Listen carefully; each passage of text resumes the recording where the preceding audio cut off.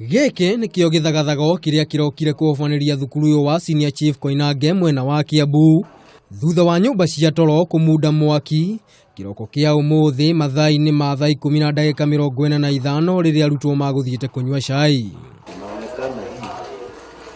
Nyũmba ĩmwe ya toro thukuru-ini ũyũ ĩhĩire nginyagia gũtuĩka mũhu na gũcũngĩrĩria hathara nene.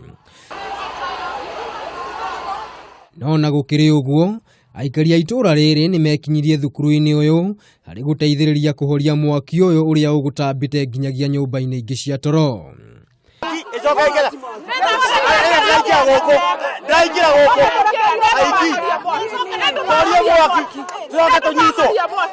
Kamanda wa borithi kaunti-ini ya Kiambu Adile Njagi nĩaugire gũtirĩ murutwo ona umwe ugurarire, kiugo thuthuria wĩgiĩ kĩhumo kĩa mwaki ũcio no ũrathiĩ na mbere.